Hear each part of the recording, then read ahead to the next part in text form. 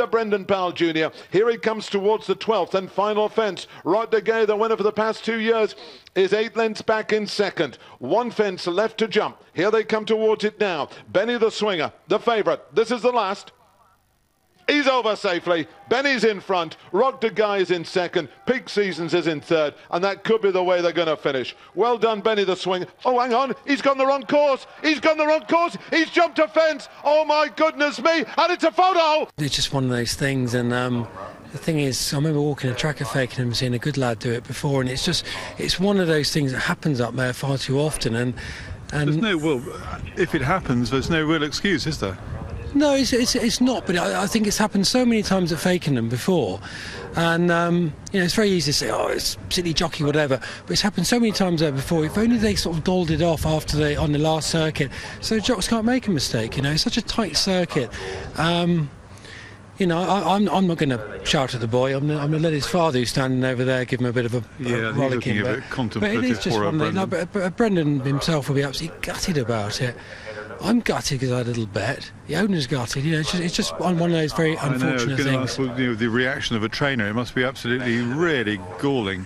Yes, it is, and it is. It's very upsetting, but I just think it's one of those things that Fakenham has happened so many times. I think the track might ought to try and do something about dolling that, so they can't go onto the chase course. You know.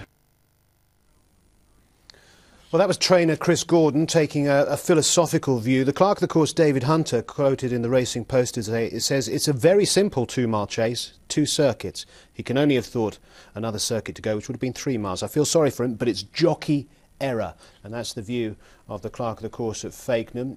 Brendan Powell Jr. received a huge amount of abuse on various social networks. He also received a huge amount of support from other quarters as well. And there was also a large number of suggestions being made in various sources, in various quarters, as to what might be done to try and prevent this kind of thing from happening in the future. Peter Scudamore had a few suggestions. So too did trainer Donald McCain, who had this to say on Twitter. He made a comparison with the track at Cartmel. He says jockeys used to ride a finisher circuit too soon at Cartmel. Since they put a tape across it, hasn't happened again. Simple, really, he says, with reference to what happened at Fakenham. And what Donald McCain is drawing attention to there is the fact that some of the other issues at Fakenham in the past have involved riding finishes a circuit early, not just taking the wrong course. Let's see what the newspaper reaction was today to this news and to other stories developing over this week as well. Another Fakenham fiasco, says the Racing Post, and suggests that the BHA might look at consulting with Fakenham about